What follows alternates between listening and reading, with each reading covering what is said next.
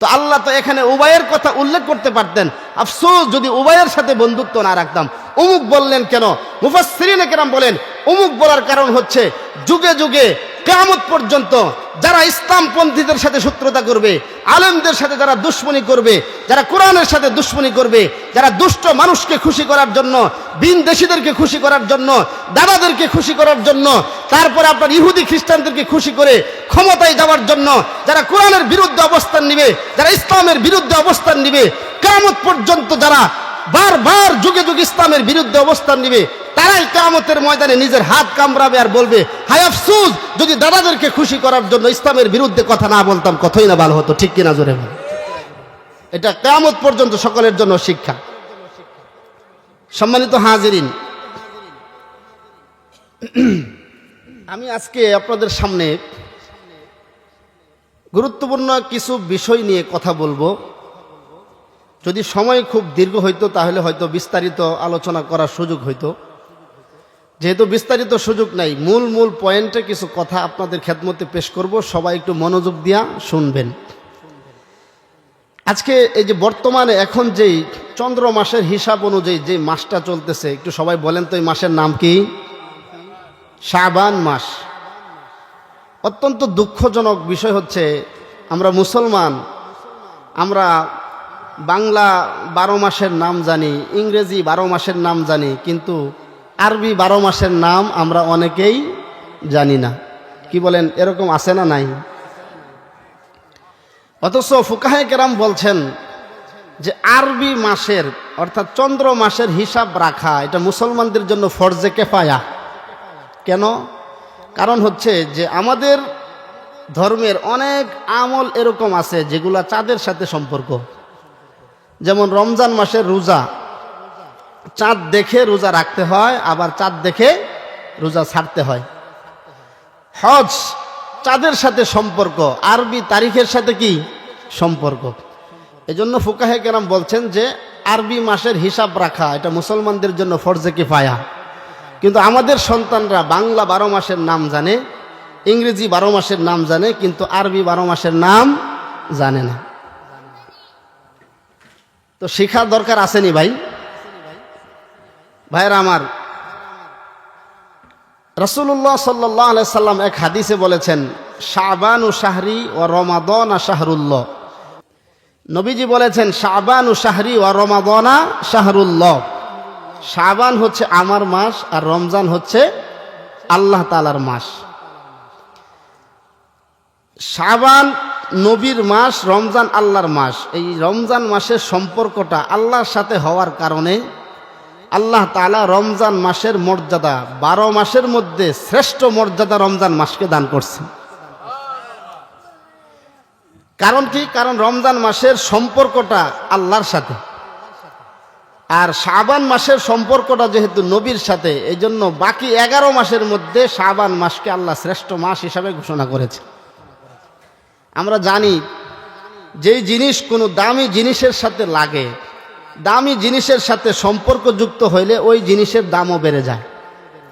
যেমন আপনাদের এই এলাকার মধ্যে রাস্তার পাশে একটা জায়গা নিলাম 5%, আবার ভিতরে একটা জায়গা নিলাম 5%, জায়গার পরিমাণ দুটা সমান, কিন্তু বলেন তো দাম কোন জায়গাটার বেশি হবে?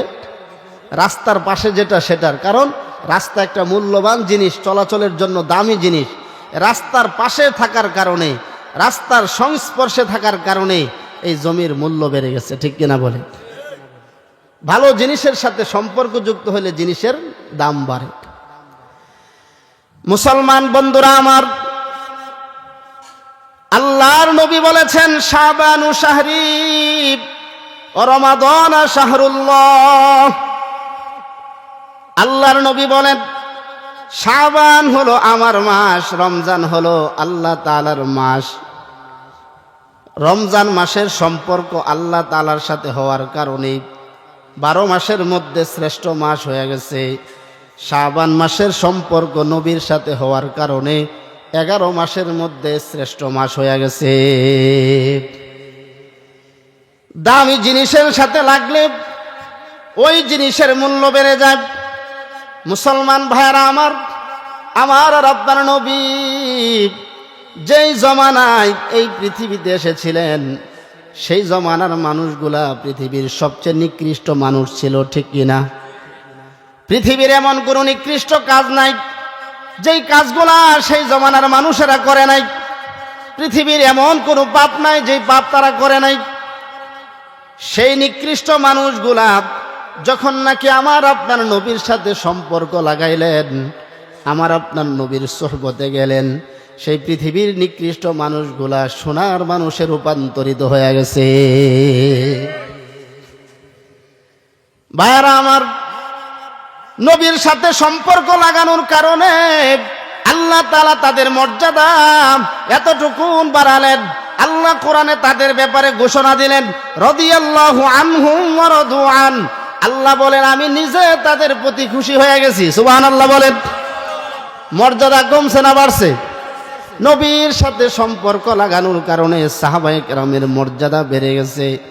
শুধু তাই নয়, নবীর একজন গোলাম ছিলেন যার নাম হলো যায়েদ ইবনে হারেসা রাদিয়াল্লাহু আনহু। যায়েদ ইবনে হারেসা নবীজির খাদেম ছিলেন, নবীজির গোলাম ছিলেন। কিন্তু যায়েদ ইবনে হারেসার গোলামির নিসবতটা নবীর সাথে হওয়ার কারণে, তার গোলামির নিসবতটা নবীর সাথে হওয়ার কারণে তার মর্যাদা এতটুকুন বাড়ল।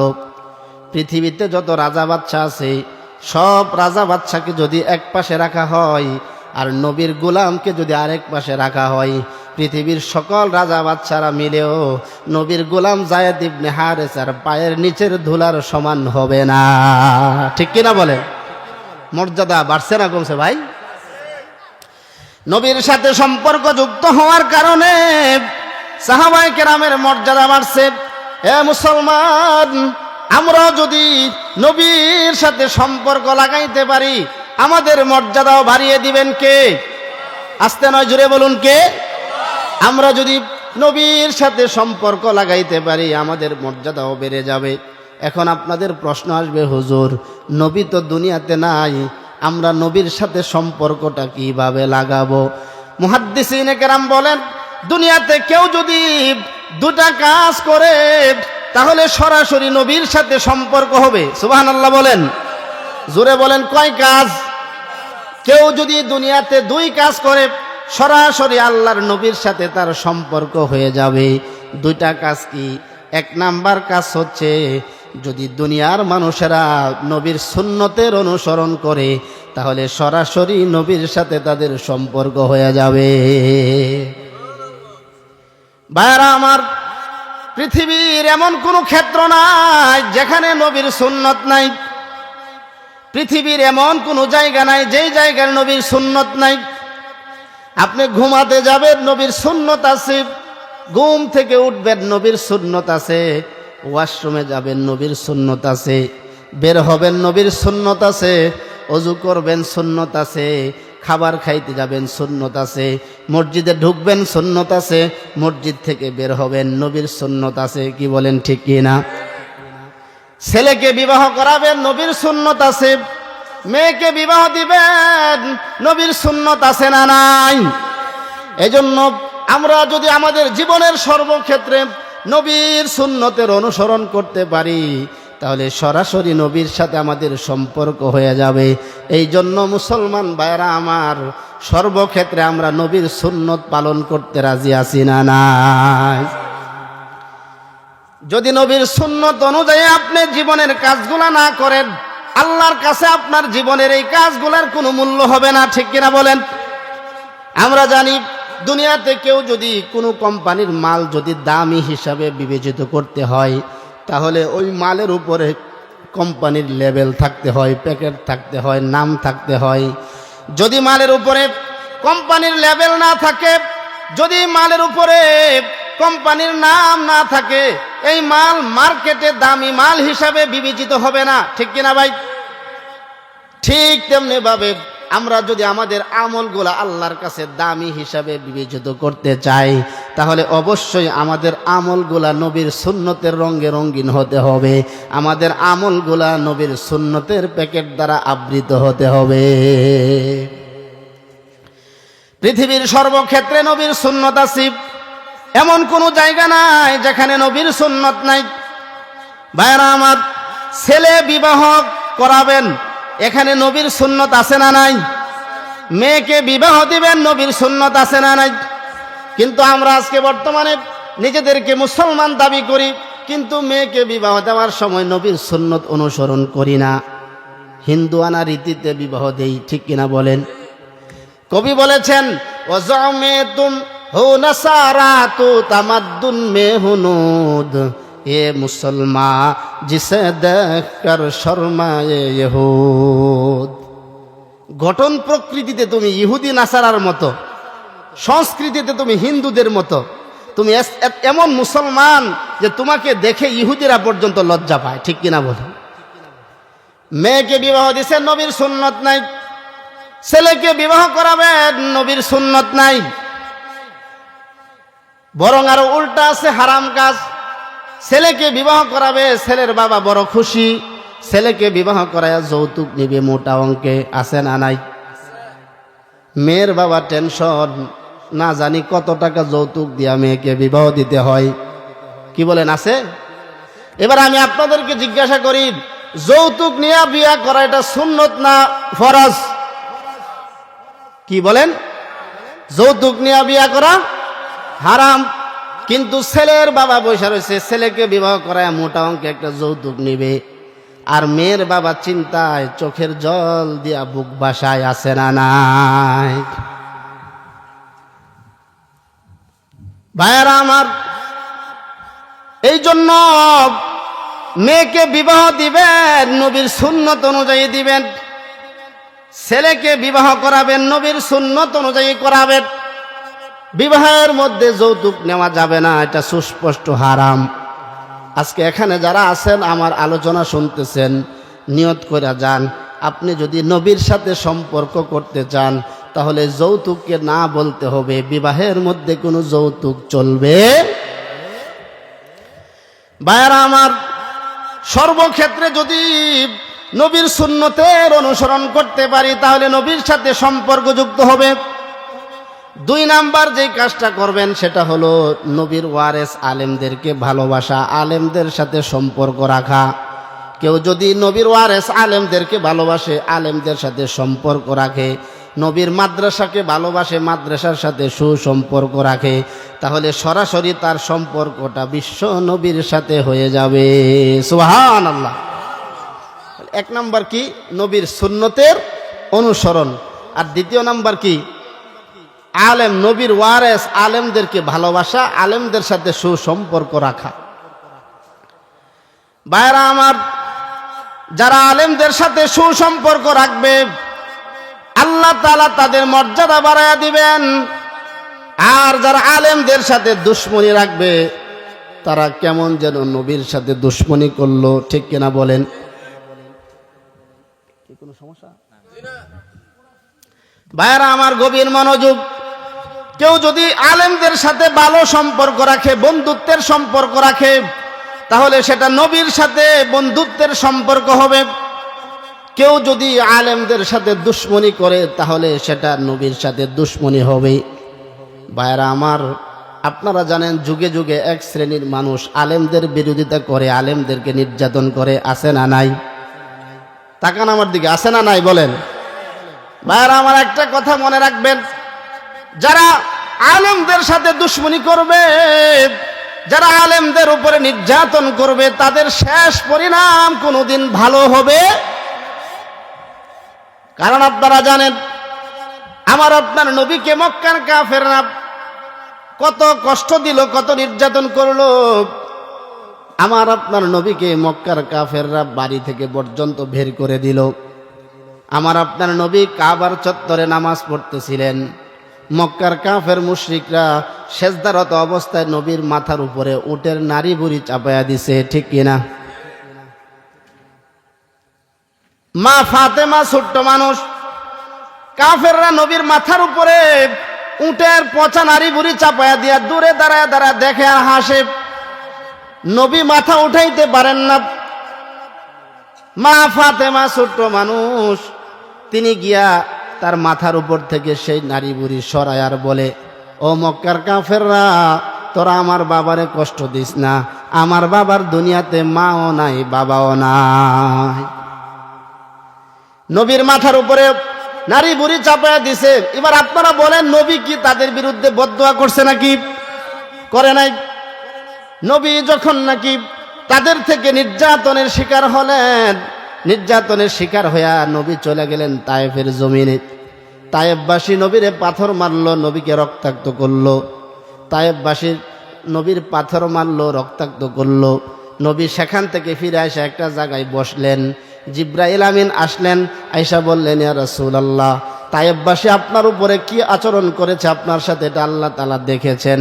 এই মুহূর্তে আপনার কাছে পাহাড়ের ফেরেশতা আসবে, আপনি যা হুকুম দিবেন তাই করবে। পাহাড়ের ফেরেশতা এসে বললেন, ইয়া রাসূলুল্লাহ, এরা আপনাকে রক্তাক্ত করলো, আমি পাহাড়ের ফেরেশতা আসতে হুকুম দেন, 2 পাহাড় চাপা দিয়া তায়েফবাসীরে ধ্বংস করে দিব।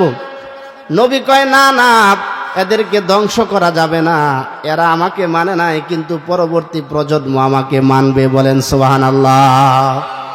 বদদোয়া করছেন? করেন নাই। কাফেররা সিদ্ধান্ত নিল নবীকে হত্যা করবে। ভাইরা আমার, কাফেররা সিদ্ধান্ত নিল নবীকে হত্যা করবে। সব গোত্র থেকে যুবকরা মিলে নবীকে হত্যা করার জন্য নবীর রাতের বেলায় নবীর গড়টাকে বেষ্টন করে ফেলল। আল্লাহ তাআলা জিব্রাইল আমিনের মাধ্যমে খবর পাঠাইলেন, নবী গো, এরা আপনাকে হত্যার পরিকল্পনা করে, এই মুহূর্তে আপনার এই মক্কা ছেড়ে মদিনায় হিজরত করতে হবে। নবীজি দরজা খুলে দেখেন কাফেররা তরবারি নিয়ে নবীর গড়টা চতুর্দিক থেকে বেষ্টন করছে। আল্লাহ ডাক দেয়া বলেন, নবী ঘাবড়াবেন না, আপনি সূরা ইয়াসিন তেলাওয়াত করেন, বালির উপরে ফু দিয়া নিক্ষেপ করেন, এই বালি এদের চোখের কোনায় পৌঁছায় দেওয়ার দায়িত্ব আমি আল্লাহর। নবীজি সূরা ইয়াসিন পড়লেন, পড়তে পড়তে ফাআগশাইনাহুম ফাহুম লা ইউবসিরুন এই পর্যন্ত বললেন। পাথর বালির মধ্যে ফু দিলেন, নিক্ষেপ করলেন, আল্লাহ তাআলা সেই বালিকণাগুলা কাফেরদের চোখে পৌঁছায়া দিলেন। নবীজি বের হয়ে চলে গেলেন, নবীকে দেখে নাই। এই আয়াত থেকে মুফাসসিরিন কেরাম বলছেন, বুজুর্গানে দিন বলছেন, দুনিয়ার মানুষ শোনো, তোমরা যদি কোনো সময় বিপদে পড়ে যাও, কোনো সময় কোনো জায়গায় যদি শত্রুকে ভয় করো, শত্রুর ভয়ের আশঙ্কা থাকে, তাহলে তোমরা যদি ইয়াকিন ও ইখলাসের সাথে ফাআগশাইনাহুম ফাহুম লা ইউবসিরুন এই আয়াতটা যদি পড়তে থাকো, শত্রুর সামনে দিয়া হাইটা যাইবা, কোরআনের বরকতে শত্রু তোমাকে দেখতে পাবে না। বলেন সুবহানাল্লাহ। তাহলে এটা শিখে নেন, ফাআগশাইনাহুম ফাহুম লা ইউবসিরুন এটা পড়বেন, শত্রু আপনাকে দেখবে না। ভাইরা আমার, আমি যেটা বুঝাইতে চাইলাম, নবীকে তারা এত কষ্ট দিল, নবী কার বদদোয়া দিলেন না, নবীকে বাড়ি থেকে বের করে দিল, নবী কারো বিরুদ্ধে বদদোয়া দিলেন না। কিন্তু একবার মক্কার কাফের মুশরিকদের পক্ষ থেকে একদল কাফের রাইসা নবীর কাছে বলেন, ইয়া রাসূলুল্লাহ, আমাদের অমুক গোত্রের মানুষেরা ইসলামের প্রতি আকৃষ্ট হয়েছে, এরা কালিমা পড়ে মুসলমান হবে। নবী গো, আপনি আপনার সাহাবীদের মধ্য থেকে কিছু সাহাবী দেন, আমাদের গোত্রে গিয়া এরা আমাদেরকে কালিমা পড়ায় মুসলমান বানাবে, ইসলামের বিধিবিধান শিক্ষা দিবে। নবী বুঝতে পারলেন না এটা ছিল ষড়যন্ত্র। নবীজি তাদের সাথে 70 জন হাফেজ এবং আলেম সাহাবীকে দিয়া দিলেন। 70 জন হাফেজ আলেম সাহাবীকে নিয়া পাহাড়ের গিরিপথে তারা নির্মমভাবে তাদেরকে শহীদ করে দিল, হত্যা করে ফেলল। এই খবর যখন নবীর কানে আসলো, নবী জীবনে কোনোদিন কারো বিরুদ্ধে বদদোয়া করেন নাই। নবীরে মারলো, বদদোয়া করলো না, নবীর আঘাত করলো, বদদোয়া করলেন না। কিন্তু 70 জন হাফেজ আলেম সাহাবীকে হত্যা করার কারণে নবী একদিন নয়, 2 দিন নয়, 1 মাস পর্যন্ত আসমানের দিকে 2 হাত তুলে তাদের বিরুদ্ধে বদদোয়া করেছেন। বুঝাইতে চাইলাম যে আলেম হাফেজ সাহাবীদের মর্যাদা নবী কতটুকুন দিছেন, তাদেরকে হত্যা করার কারণে নবী বদদোয়া দিয়া গেছে। এই জন্য যুগে যুগে যারা আলেমদের সাথে বেয়াদবি করে, যুগে যুগে যারা আলেমদেরকে জেলখানায় ঢুকায়, যারা আলেমদেরকে রিমান্ডে নেয়, যারা আলেমদেরকে ফাঁসির কাস্টে ঝুলায়, তাদের শেষ পরিণাম ভালো হয় না। জোরে বলুন ঠিক কিনা? কোনোদিন শেষ পরিণাম ভালো হবে না। যারা আলেমদের সাথে দুশ্মনী করছে তাদের শেষ পরিণাম কোনোদিন ভালো হবে না। তাদের শেষ পরিণাম যে ভালো হয় না তার প্রমাণ আপনারা পাইছেন নাকি পান নাই? কি শেষ পরিণাম ভালো হয়েছে? হয় নাই। এই জন্য যারাই আলেম বিদ্বেষী হবে, আলেমদের সাথে দুশ্মনী রাখবে, তাদেরকে আল্লাহ তাআলা দুনিয়াতে বেইজ্জতের মালা, জুতার মালা আল্লাহ পরাবেন, কারণ নবী বদদুয়া দিয়া গেছেন। ঠিক কিনা বলেন? এই জন্য আমরা দুটা কাজ করব। এক নাম্বার কাজ, আমার নিজের জীবনটাকে নবীর সুন্নাহ অনুযায়ী সাজাবো। দুই নাম্বার কাজ, নবীর ওয়ারেস আলেমদেরকে ভালোবাসবো, নবীর ওয়ারেস আলেমদের সাথে সুসম্পর্ক রাখবো, মুহাব্বত রাখবো, মাদ্রাসার সাথে সম্পর্ক রাখবো।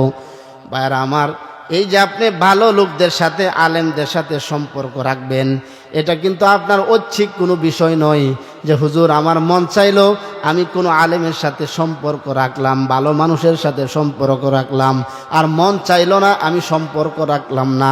এটা কারো ঐচ্ছিক বিষয় না, বরং ভালো মানুষের সাথে সম্পর্ক রাখতে হবে। এই হুকুমটা আমার আল্লাহ কোরআনুল কারীমের মাধ্যমে দুনিয়াবাসীকে নির্দেশ দিয়া দিছেন। সুবহানাল্লাহ বলেন। এটা কারো ইচ্ছা না, মন চাইলো নামাজি দিনদার পরহেজগারের সাথে সম্পর্ক রাখলাম, আর মন চাইলো রাখলাম না। এটা মানুষের ঐচ্ছিক বিষয় না, রাখতেই হবে। ভালো মানুষের সংস্পর্শে থাকতেই হবে, ভালো মানুষের সোহবতে থাকতেই হবে, আলেমদের সাথে থাকতে হবে, কোরআনওয়ালাদের সাথে থাকতে হবে, কোরআনের কর্মী হতে হবে, কোরআনওয়ালাদের সাথে থাকতেই হবে। এটা সরাসরি আল্লাহর নির্দেশ। বলেন সুবহানাল্লাহ। কার নির্দেশ ভাই? জোরে বলেন কার? আল্লাহ। এই জন্য কোরআনওয়ালাদের সাথে আমরা আসি না নাই? শুনেন আল্লাহ রাব্বুল আলামিন কি বলেন। আল্লাহ রাব্বুল আলামিন তার নবীকে লক্ষ্য করে বললেন, ওয়াসবির নাফসাকা মাআল্লাযীনা ইয়াদউনা রাব্বাহুম বিল গাদাতি ওয়াল আশিয়্যি ইউরিদুনা ওয়াজহা। আল্লাহ রাব্বুল আলামিন বললেন, ওয়াসবির নাফসাকা, ওগো রাসূল আপনি নিজেকে আবদ্ধ রাখুন, মাআল্লাযীনা ইয়াদউনা রাব্বাহুম বিল গাদাতি ওয়াল আশিয়্যি ইউরিদুনা ওয়াজহা। নবী গো, আল্লাহর সন্তুষ্টির জন্য যারা সকাল বিকাল আল্লাহকে ডাকে, আল্লাহর জিকির করে, যারা সকাল বিকাল আল্লাহকে ডাকে, আপনি তাদের সাথে নিজেকে আবদ্ধ করে রাখুন। ওয়ালা তাদু আইনাকা আনহুম তুরিদু জিনাতাল হায়াতিদ দুনিয়া। নবী গো, পার্থিব জীবনের সৌন্দর্যতার দিকে লক্ষ্য করে তাদের উপর থেকে আপনি দৃষ্টি ফিরাইয়া নিয়েন না। নবীকে আল্লাহ হুকুম দিলেন, এক নাম্বার, যারা সকাল সন্ধ্যা আল্লাহকে ডাকে আপনি তাদের সাথে থাকুন, নিজেকে তাদের সাথে আবদ্ধ করে রাখুন। দুই নাম্বার বললেন, নবী গো, পার্থিব জীবনের, পার্থিব দুনিয়ার সৌন্দর্যতার দিকে তাকায়া আপনি তাদের থেকে দৃষ্টিকে ফিরাইয়া নিয়েন না। তার মানে আল্লাহ তাআলা বুঝালেন যে জগতের মানুষ শুনো, তাফসীরের কিতাবের মধ্যে মুফাসসিরিনে কেরাম লেখেন, আমার আপনার নবীর ঈমান ছিল পরিপূর্ণ ঈমান, নবীর ঈমানে ছিলেন পরিপূর্ণ, এবং নবীজি নিজে পরিপূর্ণ ইসলামের উপর প্রতিষ্ঠিত ছিলেন। তারপরেও আল্লাহ তাআলা নবীকে বলতেছেন, ওয়াসবির নাফসাকা মাআল্লাযীনা ইয়াদউনা রাব্বাহুম বিল গাদাতি ওয়াল আশিয়্যি ইউরিদুনা ওয়াজহা। নবীর ঈমান পূর্ণ হওয়ার পরেও, নবী পরিপূর্ণ ইসলামের উপর প্রতিষ্ঠিত থাকার পরেও নবীকে বলতেছে, নবী গো, যারা সকাল সন্ধ্যায় আল্লাহকে ডাকে আপনি তাদের সাথে নিজেকে আবদ্ধ রাখুন। বলেন সুবহানাল্লাহ। যদি নবীর ব্যাপারে আল্লাহ তাআলা এই নির্দেশ দেন, তাহলে আমাদের ব্যাপারে নির্দেশটা আরো কত জরুরি। সকাল সন্ধ্যায় যারা আল্লাহকে ডাকে, সকাল সন্ধ্যায় যারা আল্লাহর কোরআন পড়ে, যারা আলেম ওলামা, মাদ্রাসার ছাত্র শিক্ষক, মসজিদের ইমাম, তাদের সাথে আমাদেরকে সম্পর্ক রাখতে হবে। জোরে বলেন ঠিক কি না? ভাইরা আমার, শুধু নবীকে উদ্দেশ্য করে নয়, আল্লাহ আমাদেরকেও বললেন। আল্লাহ তাআলা বললেন, ইয়া আইয়ুহাল্লাযীনা আমানুত্তাকুল্লাহ ওয়া কুনু মা'আস সাদিকিন। জোরে বলুন আল্লাহু আকবার। আল্লাহ রাব্বুল আলামিন বললেন, ইয়া আইয়ুহাল্লাযীনা আমানুত্তাকুল্লাহ, হে লোক সকল তোমরা আল্লাহকে ভয় করো। ওয়াকুনু মা'আস সাদিকিন, আর তোমরা সত্যবাদীদের সাথী হয়ে যাও, তোমরা ভালো মানুষের সাথী হয়ে যাও। ভাইরা আমার, আমরা যদি ভালো মানুষের সাথী না হই, সত্যবাদীদের সাথী না হই, ভালো মানুষের সাথে যদি বন্ধুত্ব না রাখি, খারাপ মানুষের সাথে যদি বন্ধুত্ব রাখি, তাহলে আমাদের দুনিয়াও ধ্বংস হবে, আখিরাতও ধ্বংস হবে। কারণ আল্লাহ রাব্বুল আলামিন কোরআনুল কারীমের মধ্যে সূরাতুল ফুরকানের মধ্যে বলেছেন, যারা দুনিয়াতে খারাপ মানুষের সাথে সম্পর্ক রাখবে, যারা দুনিয়াতে ভালো মানুষের সাথে সম্পর্ক রাখবে না, যারা দুনিয়াতে খারাপ মানুষের সাথে সম্পর্ক রাখবে, কিয়ামতের ময়দানে তারা নিজের হাত নিজে কামড়াইতে থাকবে আর আফসোস করতে থাকবে। বলেন নাউজুবিল্লাহ। তারা কিয়ামতের ময়দানে, আল্লাহ তাআলা বলেন সূরা ফুরকান, وَيَوْمَ يَعَضُّ الظَّالِمُ عَلَى يَدَيْهِ يَقُولُ يَا لَيْتَنِي اتَّخَذْتُ مَعَ الرَّسُولِ سَبِيلًا। তো জিকির করেন লা ইলাহা।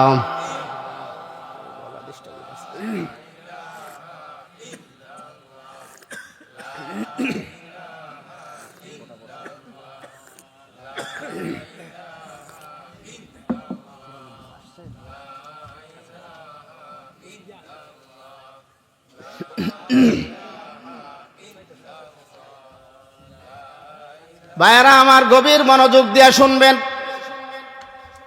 আল্লাহ তাআলা বলেন, ওয়ায়াউমা ইয়া'আদ্দুয যালিমু আলা ইয়াদাইহি ইয়াকুলু ইয়া লাইতানি ইত্তাখাযতু মা'আর রাসূলি সাবিলা।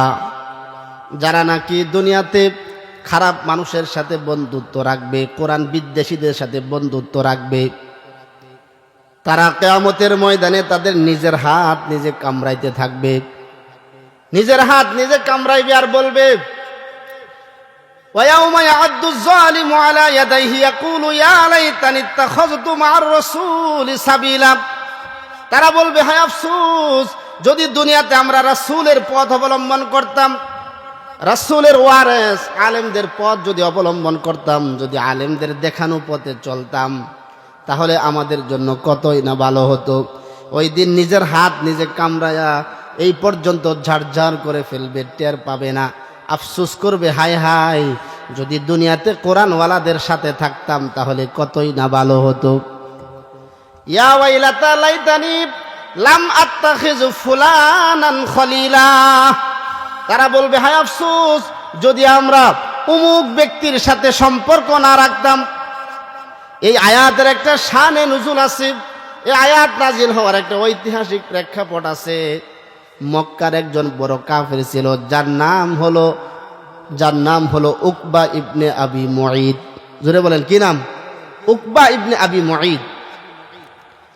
উকবা ইবনে আবি মুঈদের একটা ভালো গুণ ছিল, কাফের হইলেও তার একটা ভালো গুণ ছিল। সে কি করত? যখনই কোনো সফর থেকে বাড়িতে আসতো, তখনই দাওয়াত করে মানুষকে খাওয়াইতো। আপনারা বলেন তো দেখি, মানুষকে দাওয়াত খাওয়ানো এটা ভালো কাজ না খারাপ? কেমন ভালো জানেন? আল্লাহর নবী বলেন, দুনিয়ার মানুষেরা রে, তোমরা যদি শান্তিতে নিরাপদে জান্নাতে প্রবেশ করতে চাও, তাহলে তোমরা 4টা কাজ করবা। জোরে বলেন, কয়টা? আল্লাহর নবী বলেন, তোমরা 4টা কাজ করবা, তাহলে তোমরা শান্তিতে এবং নিরাপদে জান্নাতে প্রবেশ করতে পারবা। 1 নাম্বার হচ্ছে আফসুস সালাম। তোমরা সমাজে বেশি বেশি সালামের বহুল প্রচলন করবা। 2 নাম্বার আতঈমুত তুআম, মানুষকে খাদ্য খাওয়াইবা, খাবার খাওয়াইবা। 3 নাম্বার ওয়াসিলুল আরহাম, আত্মীয়তার সম্পর্ক বজায় রাখবা। 4 নাম্বার ওয়াসাল্লু বিল্লাইলি ওয়ান নাসু নিয়াম, জগতের মানুষ যখন ঘুমায়া থাকে, গভীর রাতে উঠা আল্লাহর কদমে সেজদা দিবা, তাহাজ্জুদ পড়বা। আল্লাহর নবী বলেন, তাদখুলুনাল জান্নাতা বিসালাম। এই 4টা কাজ করলে তোমরা শান্তিতে এবং নিরাপদে জান্নাতে প্রবেশ করতে পারবে। সুবহানাল্লাহ বলেন। তাহলে মানুষকে খাবার খাওয়ানো এটা ভালো কাজ। এজন্য আমাদের সমাজে অনেক মানুষ আছে, মানুষকে খাবার খাওয়াইতে রাজি না, দাওয়াত খাওয়াইতে চায় না। কি বলেন, আছে না নাই? অনেক মানুষ আছে, মেহমান আসলে রাগ হয়, অথচ মেহমান আসলে আল্লাহ তাআলা ওই মেহমানের সাথে সাথে তার ঘরে বরকত পাঠায়া দেয়। ঠিক না? এই জন্য মেহমানকে যত খাওয়াবেন তত আসমান থেকে আল্লাহ আপনার ঘরের প্রতি রহমতের দরজা, বরকতের দরজা খুলে দিবেন। আজকে আমাদের সমাজে অনেক মানুষ এমন আছে, কোটি টাকার মালিক, নিজের ভাই আরেক বাড়িতে কাজ করে, আছে না নাই?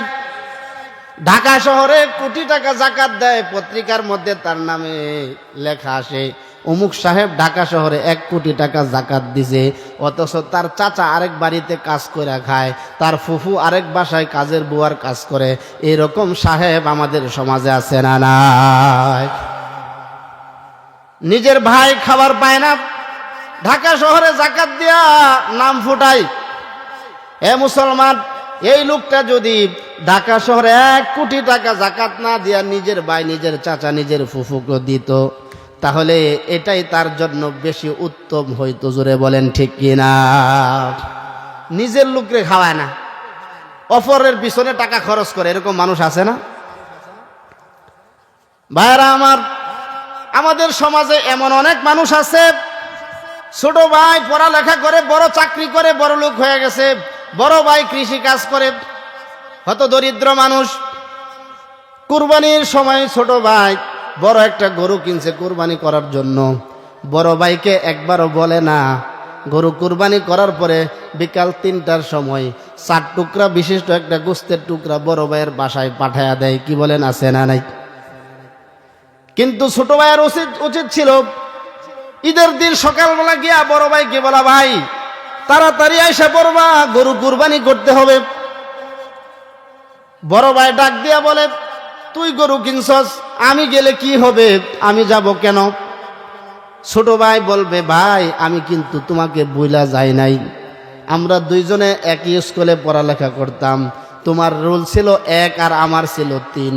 তুমি যদি পড়ালেখা করতা তাহলে আমার চেয়ে বড় অফিসার তুমি হইতে পারতা। ছোট ভাইরে অফিসার বানানোর জন্য নিজে পড়ালেখা ছাইরা কাজ করে আমারে পড়ালেখা করাইছ। ভাই আমি এটা ভুলি নাই, এই যে আমি গরু কিনছি, একটা গরুর মধ্যে 7টা নাম দেওয়া যায়, আমি তোমার নাম 7 নাম্বারে তোমার নামটা দিয়া দিলাম। এই কথা বললে বড় ভাইয়ের মন খুশি না বেজার? শুধু বড় ভাইয়ের মন খুশি না, আরো আজিম থেকে আরো একজন খুশি, চিল্লায় বলেন তিনি কে? এই জন্য আমরা যারা ছোট ভাই সাহেব হয়ে গেছি, বড় ভাইয়ের যেন ভুলা না যাই। বড় ভাইয়ের অবদান ছোট ভাইয়ের পিছনে আছে না না? ভাইয়েরা আমার, অনেক মানুষ এমন আছে আমাদের সমাজে, নিজের বোন বাড়িতে আসলে রাগ হয়ে যায়, নিজের বোনকে খাওয়াইতে চায় না, দিতে চায় না, আছে না নাই? এ মুসলমান, একটা কথা মনে রাখবেন, আপনি যত আপনার বোনকে বেশি খাওয়াবেন, আল্লাহ আপনার কামাই রুজির মধ্যে তত বেশি বরকত দিবেন। সুবহানাল্লাহ বলেন। মনে করেন আপনার গাছে কাঁঠাল হয়েছে 13টা, কয়টা? 13টা কাঁঠাল হয়েছে। পছন্দ মতো 2টা কাঁঠাল নিয়া বোনের বাড়িতে গিয়া বলতেছেন, কুলসুম কতদিন হয়েছে তোরে দেখি না রে, তোরে দেখার জন্য আসছি, আমার গাছের কাঁঠাল নিয়ে আসছি। বোনের মন খুশি না বেজার? খুশি। শুধু বোনের মন খুশি না, আরো আজিম থেকে আরো একজন খুশি, তিনি কে? আল্লাহ তাআলা ফেরেশতাদেরকে ডাক দিয়া বলবেন, ও ফেরেশতারা, তার গাছে কাঁঠাল হয়েছে 13টা, বোনের জন্য নিয়ে গেছে 2টা। ফেরেশতারা রে, লেখ তার এই কাঁঠাল গাছের মধ্যে আগামী বছর কাঁঠাল হবে 2 গুণ। জোরে কোন সুবহানাল্লাহ। কয় গুণ? 2 গুণ আল্লাহ বরকত বাড়ায়া দিবেন। এই জন্য নিজের লোককে আগে খাওয়ানো, নিজের ভাই ভাতিজা আত্মীয় স্বজন বোন ভাগনা তারা কি খাইছে কিনা, তারা কি চলতে পারে কিনা, তাদের খোঁজ খবর আগে নেওয়া, এটা হলো উত্তম। ঠিক কিনা বলেন? অনেক মানুষ এরকম আছে বাইরে, শালি আসছে মনে করেন বাসায় 1 মাস পরে শালি বলতেছে, দুলাভাই অনেকদিন তো হইলো জায়গা, আরে মাত্র না কয়দিন হইলো আসলা। আর যখন নিজের ভাগনা আসে তখন 3 দিন না হইতেই বলে, বাড়ির যাবি না, তোর মাই তো চিন্তা করতেছে। কি বলেন, ঠিক না বে ঠিক? এরকম মানুষ আছে না নাই? এই জন্য নিজের ভাগনা ভাগ্নিদেরকে খোঁজ খবর নেওয়ার দরকার আছে না ভাই? অনেক মানুষ আছে, মা বোন যারা শুনতেছেন, আমি আপনাদেরকে পায়ে হাত দিয়া বলি, আপনার স্বামীর যে ভাগনা, আপনার স্বামী বড় লোক, ঈদে মার্কেট করবেন 50,000 টাকার, কিন্তু আপনার স্বামীর ভাগনা ওই টাকার জন্য পরীক্ষা দিতে পারে না। এরকম আছে না? মা বোনেরা, আপনি বলেন যে আপনার স্বামীকে বলেন, এই বছর আমি 2টা শাড়ি কম কিনবো, সেই শাড়ির টাকা দিয়া তোমার ভাইগনাকে ফর্ম ফিল আপ করায় দাও, পরীক্ষার সুযোগ দাও। আপনি যদি এই কাজ করতে পারেন, মা বোনেরা লিখে রাখেন, আপনার সন্তানকে আল্লাহ বিসিএস ক্যাডার বানায় দিবেন। ঠিক কিনা বলেন? এই জন্য আমরা এটা করতে রাজি আছি তো ভাই? নিজের বোন, ভাইগনা, ভাইগনি, আত্মীয় স্বজন, তাদের প্রতি খেয়াল রাখবো। রাজি আছি না নাই? বলেন বলেন ভাই। ভাইয়েরা আমার, বলতেছিলাম উকবা ইবনে আবি মুঈত কাফের হইল, তার ভিতরে একটা ভালো গুণ ছিল, সে মানুষকে দাওয়াত করে খাওয়াইতো। উকবা ইবনে আবি মুঈত একবার সফর থেকে ফিরে আইসা মুশরিকদেরকে, কাফের মুশরিকদেরকে দাওয়াত করছে, এলাকার লোকদেরকে দাওয়াত দিছে। পাশাপাশি সেই দাওয়াতের মধ্যে নবী মুহাম্মদুর রাসূলুল্লাহকেও দাওয়াত করছে। সুবহানাল্লাহ। নবীজি দাওয়াত গ্রহণ করলেন, উকবা ইবনে আবি মুঈদের বাড়িতে গেলেন, খাবার সামনে আসছে, খাবার খাওয়া শুরু করলেন। খাবার মুখে নেওয়ার আগে নবী চিন্তা করলেন, আমি উকবার বাড়িতে খাবার খাইতে আসছি, এই মুহূর্তে একটা দাওয়াতি কাজ করে ফেলি, একটা দাওয়াত দিয়া দেই। নবী খাবার হাতে নিয়ে বললেন, উকবা, আমি তোমার বাড়ির খাবার গ্রহণ করব না যতক্ষণ পর্যন্ত তুমি কালিমা পড়ে মুসলমান না হবে। বলেন সুবহানাল্লাহ। উকবা চিন্তা করল, মুহাম্মদ মক্কার কুরাইশ বংশের বড় দামি একজন লোক, সে যদি আমার বাড়ি থেকে খাবার গ্রহণ না করে চলে যায়, আমার জন্য বেইজ্জতি। উকবা বলে, মুহাম্মদ সমস্যা নাই, আমি কালিমা পড়লাম, আমারে পড়ায়া দেন। আশহাদু আল্লাহ ইলাহা ইল্লাল্লাহু ওয়া আশহাদু আন্না মুহাম্মাদান আবদুহু ওয়া রাসূলুহু। জোরে বলেন সুবহানাল্লাহ। ভাইরা আমার, নবীজি যখন দাওয়াত দিয়া দিলেন, উকবা ডাক দিয়া বলে, সমস্যা নাই, আমি কালিমা পড়ে মুসলমান হয়ে গেলাম। উকবা কালিমা পড়ে মুসলমান হয়ে গেল। নবীজি খাবার গ্রহণ করলেন, দাওয়াত খেয়ে যখন বাড়িতে চলে গেলেন, উকবা যখন বিকাল বেলায় বাজারে গেল, উকবার একজন দুষ্ট বন্ধু ছিল, তার নাম হলো উবাই। তার নাম কি? উবাই। উবাইকে যখন গিয়া সাক্ষাৎ করলো, উবাই ডাক দিয়া বলে, উকবা, তোমার সাথে আমার আজ থেকে কোনো সম্পর্ক নাই, বন্ধুত্ব নাই। বলে, কেন? আমি শুনেছি তুমি নাকি মুহাম্মদের কালিমা পড়ে মুসলমান হয়ে গেছো। উকবা বন্ধুর মনকে খুশি করার জন্য ডাক দিয়া বলে, হে উবাই, সে বন্ধু আমার, শোনো, আমি কালিমা পড়ছি ঠিকই, কিন্তু মন থেকে পড়ি না, এটা রাজনীতির কালিমা। বলেন নাউজুবিল্লাহ। কি রাজনীতির কালিমা আছে না নাই? কেউ রাগ করবেন না। আমাদের সমাজে এমন অনেক মানুষ আছে, মুসলমানদের ভোট পাওয়ার জন্য নির্বাচনের আগে নামাজ ধরে, আছে না নাই? রাস্তা দিয়ে যাচ্ছে ভোট চাওয়ার জন্য, আসরের আজান দিছে, ওযু ছাড়াই মসজিদে। কি বলেন, আছে না নাই? মন থেকে নামাজ না, এটা হলো রাজনীতির নামাজ। কি বলেন, আছে না নাই? আমাদের সমাজে অনেক নেতা আছে যারা স্টেজে ওইটা, ওয়াজের মঞ্চে ওইটা ইসলামিক কথাবার্তা বলে, কিন্তু সারা বছর ইসলামের বিরোধিতা করে, কোরআনের বিরোধিতা করে। কোরআনের মাহফিলে আসলে ইসলামের পক্ষে কথা বলে। এই যে ইসলামের পক্ষে বললো, এটা হলো রাজনীতির বক্তব্য। জোরে বলেন ঠিক কিনা? এরকম রাজনীতির বক্তব্য আছে না ভাই? তো উকবা বলে, আমি কালিমা পড়ছি, রাজনীতির কালিমা, মন থেকে পড়ি নাই, মুহাম্মদকে খুশি করার জন্য পড়ছি। সুবহানাল্লাহ। তো উকবা বলতেছে, আমি মন থেকে কালিমা পড়ি নাই।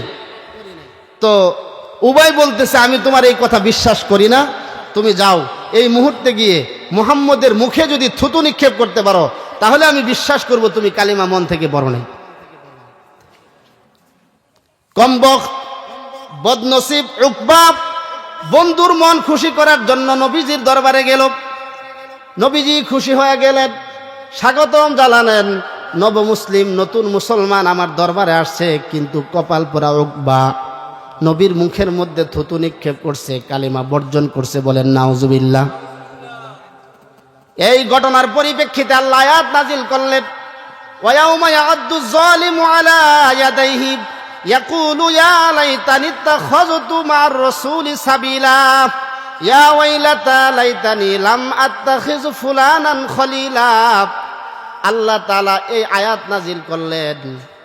মুফাসসিরিনে কেরাম তাফসীরের কিতাবের মধ্যে বলেন, আল্লাহ তাআলা তাদেরকে কেন্দ্র করে যেহেতু এই আয়াত নাজিল করলেন, তাহলে ফুলান শব্দ কেন বললেন? ফুলান শব্দের অর্থ হচ্ছে অমুক। ফুলান শব্দের অর্থ কি? অমুক, হায় আফসোস যদি অমুকের সাথে বন্ধুত্ব না রাখতাম। তো আল্লাহ তো এখানে উভয়ের কথা উল্লেখ করতে পারতেন, আফসোস যদি উভয়ের সাথে বন্ধুত্ব না রাখতাম। অমুক বললেন কেন?